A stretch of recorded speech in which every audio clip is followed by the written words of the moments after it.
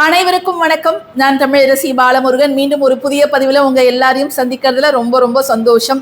நான் ரொம்ப நலமாக இருக்கிறேன். அதை மாதிரி நீங்கள் எல்லாரும் நலமாக ஆரோக்கியமாக சந்தோஷமாக இருக்கணும், நிச்சயமாக இருப்பீங்க அப்படிங்கிற நம்பிக்கையோடு இந்த பதிவுக்குள்ளார போகலாம். இன்றைக்கி நம்ம பார்க்கக்கூடிய பதிவு மிக மிக அற்புதமான ஒரு பதிவு. ஒரு வருடத்திலேயே வரக்கூடிய மிகச்சிறந்த நாளான அட்சய திருதியை பற்றிய ஒரு சிறப்பு பதிவை தான் நம்ம பார்க்க போகிறோம். ஆமாங்க, வரக்கூடிய திங்கட்கிழமை 20/4/2026 அட்சய திருதியை வரப்போகிறது. ஸோ அந்த நாளில் நாம் செய்ய வேண்டிய சில முக்கியமான விஷயங்கள் என்ன அப்படிங்கிறது தான் இந்த பதிவில் பார்க்க போகிறோம். ஸோ யாருமே பதிவை மிஸ் பண்ணாமல் கடைசி வரைக்கும் நீங்கள் பாருங்கள். பொதுவாக அட்சய திருதியை அப்படின்னாலே நமக்கெல்லாம் ஞாபகம் வர்றது தங்கம் வாங்கணும், வெள்ளி வாங்கணும், இந்த மாதிரியான ஞாபகம் மட்டும்தான் வரும். ஆனால் அது மேலோட்டமாக சொல்லக்கூடிய கருத்து. அதை தவிர்த்து இன்னும் சிறப்பான விஷயங்கள் நாம் செய்ய வேண்டியது அந்த நாளில் நிறையவே இருக்குதுங்க. ஸோ நீங்கள் என்னால் தங்கம் வாங்க முடியல, வெள்ளி வாங்க முடியல அப்படிங்கிற எந்தவித கவலையும் பட தேவையில்லை. ஏன் இந்த நாளுக்கு இத்தனை சிறப்புகள்? சயம் என்றால் என்ன அர்த்தம்? சயம் என்றால் தேய்வது, மறைவது அப்படின்னு அர்த்தம். அட்சயம் என்றால் அல்ல குறையாதது அப்படின்னு அர்த்தம். ஸோ அந்த அட்சய திருதியை நாளில் நம்ம என்ன செய்தாலும் அது மேலும் மேலும் பெருகிக்கொண்டே போகும் அப்படிங்கிறது தான் உண்மையான கருத்து. ஸோ நம்ம அனைவரும் செய்ய வேண்டிய மிக முக்கியமான ஒரு விஷயம் என்ன அப்படின்னு பார்த்தீங்கன்னா, அந்த நாளில் நாம் தானம் செய்வது ரொம்ப ரொம்ப முக்கியம். நீங்கள் உங்கள் குடும்ப சூழ்நிலை எப்படிப்பட்டதாக இருந்தாலும் பரவாயில்ல, அட்லீஸ்ட் ஒரு 3 பேருக்கு நீங்கள் அன்றைய தினம் ஒரு தயிர் சாதம் தருவது அப்படிங்கிறது கோடான கோடி புண்ணியங்களை உங்களுக்கு பெற்றுத்தரும். இந்த நாளுக்கு ஏன் இவ்வளோ நம்ம முக்கியத்துவம் தரோம்? ஒரு வருஷத்துலே ரொம்ப முக்கியத்துவம் தரது அட்சய திருதியை தான். ஏன்னா அந்த நாள் முழுக்க அலப்பிய யோகம் அப்படிங்கிற ஒரு யோகம் இருக்குது. வருஷத்தில் ஒரு முறை மட்டும்தான் அந்த யோகம் வரும். இப்போ நம்ம திங்கக்கிழமையை தவற விட்டோம்னா அதுக்கப்புறம் நம்ம ஒரு வருஷம் காத்திருக்கணும் அந்த யோகம் வருவதற்கு. சரி, அப்படி என்னென்ன தான் நல்ல நிகழ்வுகள் இந்த நாளில் நடந்திருக்குது அப்படின்னு கேட்டிங்கன்னா, கிருத யுகம் படைத்ததே இந்த நாளில் தான். உலகம் படைக்கப்பட்டதே இந்த நாளில் தான், அட்சய திருதிகையில் தான். அதுக்கப்புறம் பரசுராமர் அவதரித்தது இந்த நாளில் தான். ஹயக்ரீவர் அவதரித்தது இந்த நாளில் தான். அதே போல் பகீரதன் தன்னுடைய கடுமையான தவத்தால் புனித நதியான கங்கை நதியை பூமிக்கு கொண்டு வந்தது இந்த அட்சய திருதியை நாளில் தான். அது மட்டும் கிடையாதுங்க, நிறைய தானிய லக்ஷ்மி, ஐஸ்வர்ய லக்ஷ்மி அவங்கெல்லாம் அவதாரம் எடுத்தது இந்த நாளில் தான். அதே போல் மணிமேகலை அட்சய பாத்திரத்தை பெற்றது இந்த நாளில் தான். பஞ்ச பாண்டவர்கள் வனவாசம் சென்றிருந்த போது அவர்கள் அந்த அட்சய பாத்திரத்தை பெற்றது இந்த நாளில் தான்.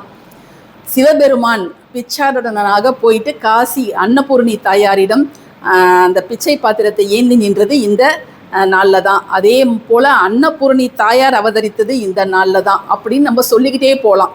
அது மட்டும் இல்லை, வியாசர் மகாபாரதத்தை எழுதியது இந்த நாளில் தான். ஸோ விநாயகர்கிட்ட சொல்லி அவர் எழுத வைத்தது இந்த நாளில் தான். ஸோ அட்சய திருதியில் அவ்வளோ நல்ல விஷயங்கள் நடந்திருக்குது. காய்கறிகள் கனிகளுக்கு எல்லாம் ஒரு கடவுள், ஒரு தேவி இருக்கிறாங்க, சாகம்பரி தேவி அப்படின்னு அவங்களுக்கு பெயர். அவங்க அவதரித்தது இந்த நாளில் தான். ஸோ அவ்வளோ நல்ல விஷயங்கள் நடந்திருக்கும் பொழுது இந்த நாளை நம்ம சும்மா விடலாமா? நிச்சயமாக விடக்கூடாது. நாம் நம் வீடுகளில் செய்ய வேண்டிய சில விஷயங்கள், நாம் வாங்க வேண்டிய சில முக்கியமான பொருட்கள் என்ன அப்படிங்கிறத நம்ம பார்க்கலாம். ஏன் தங்கத்துக்கும் அட்சய திருதியைக்கும் என்ன சம்பந்தம் அப்படின்னு பார்த்தீங்கன்னா, சித்திரை மாதம் அமாவாசையை அடுத்து வரக்கூடிய அந்த 3வது திதி தான் திருதியை. எண் 3 அப்படிங்கிறது குருவுக்கு உகந்த எண். குருவுக்கு பொன்னன் அப்படிங்கிற ஒரு பெயர் உண்டு. ஸோ நம்ம குருவோட உலோகம் தங்கம் அப்படிங்கிறதால தங்கம் வாங்குங்க அப்படின்னு நம்ம சொல்கிறோம். தங்கம் வாங்க முடியாவிட்டால் கூட நீங்கள் கவலைப்படாதீங்க. வெள்ளை நிற பொருட்களை அன்றைய தினம் வாங்கி உங்கள் பூஜை அறையில் வைத்து பூஜை செய்வது அப்படிங்கிறது ரொம்ப ரொம்ப நல்லது. அந்த வெள்ளை நிற பொருட்கள் என்ன, நீங்கள் பூஜை அறையில் அன்னைக்கு நீங்கள் செய்ய வேண்டியது என்ன அப்படிங்கிறத இப்போ நம்ம பார்ப்போம். இது மட்டும் கிடையாது, நம்ம சேனலில் இன்றைக்கும் நாளைக்கும் தொடர்ந்து பார்த்துக்கிட்டே இருங்க. நல்ல நல்ல சின்ன சின்ன விஷயங்கள் நம்ம தொடர்ந்து கொடுத்துக்கிட்டே இருப்போம். அதை யாரும் தவற விட்டுடாதீங்க. இப்போ வாங்க, நம்ம பூஜை அறையில் என்ன பொருள்கள் அவசியம் வைக்கணும் அப்படிங்கிறத நம்ம பார்த்துடலாம்.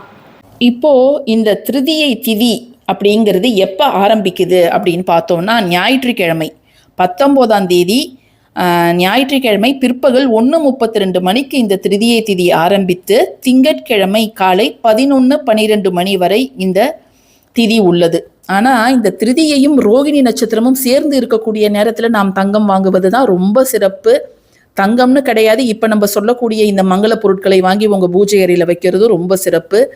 அப்படி அந்த தங்கம், வெள்ளி, வீட்டுக்கு உபயோகமான பொருட்கள், இல்லை நீங்கள் ஏதாவது பித்தளை பாத்திரம், வெங்கல பாத்திரம்லாம் வாங்கணும், இல்லை விளக்கு வாங்கணும் அப்படின்னா நீங்கள் வாங்க வேண்டிய நேரம் என்ன அப்படின்னு பார்த்தீங்கன்னா திங்கட்கிழமை காலை 8 மணிலேருந்து 12 மணி வரை நீங்கள் தாராளமாக அதெல்லாம் வாங்கலாம்.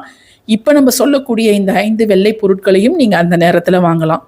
நீங்கள் உங்களுடைய பூஜை அறையில் இடம் இருந்தால் அங்கேயோ அல்லது உங்கள் வீட்டு ஹால்லையோ நீங்கள் இப்படி அட்சயம் அப்படிங்கிற இந்த ஒரு வார்த்தையை பச்சரிசி மாவால் எழுதுங்க.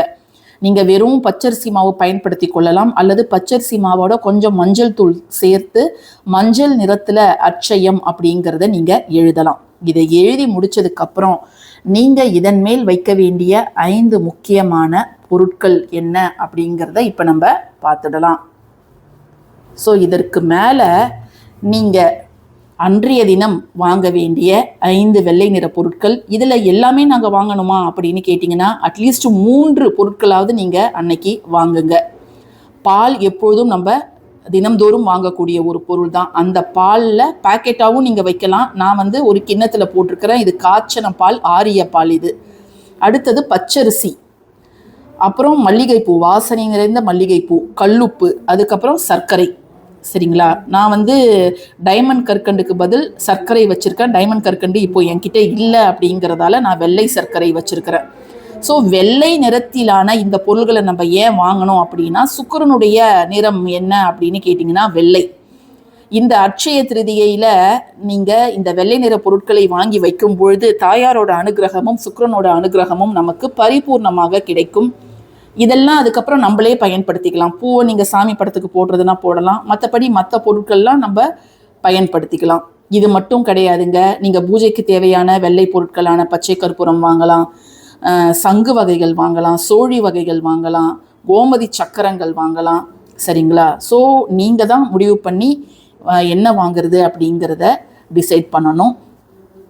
என்னங்க இப்போ பொருள்கள்லாம் பார்த்துருப்பீங்க, ரொம்ப எளிய பொருள்கள் தானே. இதில் அட்லீஸ்ட் நீங்கள் 3 பொருள் வாங்கி வைத்தால் கூட போதுமானது. அன்றைய தினம் நீங்கள் மகாலட்சுமி தாயார் வழிபாடையும் பெருமாள் வழிபாடையும் அவசியம் செய்யணும்.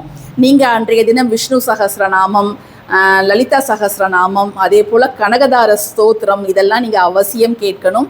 நீங்கள் வைக்க வேண்டிய நெய்வேத்தியம், இன்கேஸ் நீங்கள் பூஜை பண்ணுறீங்க அப்படின்னா வெள்ளை நிறத்திலான நெய்வேத்தியங்கள், அவல் பாயாசம் பண்ணலாம், பால் பாயாசம் பண்ணலாம், தயிர் சாதம் பண்ணலாம், அதை மாதிரி கற்கண்டு சாதம், இதெல்லாம் நீங்கள் செய்து நீங்கள் அந்த வெள்ளை நிறத்துக்கு அன்றைய தினம் நீங்கள் முக்கியத்துவம் கொடுத்தீங்கன்னா நிச்சயமாக உங்கள் வீட்டில் இருக்கக்கூடிய வறுமை அப்படிங்கிறது ஒட்டுமொத்தமாக நீங்கும்.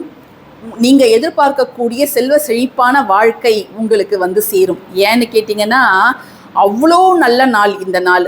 இந்த நாளில் நீங்கள் என்ன செய்தாலும் நல்ல விஷயங்களை செய்யுங்க, நல்ல விஷயங்களை பேசுங்க, நல்ல நாமங்களை, இறைவனுடைய நாமங்களை கேளுங்க, அதை மாதிரி பாடல்களை கேளுங்க, லக்ஷ்மி அஷ்டோத்திரம் இதெல்லாம் நீங்கள் தாராளமாக அன்றைய தினம் கேட்கலாம். ஸோ இந்த பதிவு உங்களுக்கு பயனுள்ள பதிவாக இருக்கும்னு நான் நினைக்கிறேன். பயனுள்ள பதிவாக இருந்துச்சுன்னா கட்டாயமாக லைக் பண்ணுங்கள், ஷேர் பண்ணுங்கள், நம்ம சேனலுக்கு சப்ஸ்கிரைப் பண்ணுங்கள். தேங்க்யூ ஃபார் வாட்சிங் திஸ் வீடியோ. நன்றி.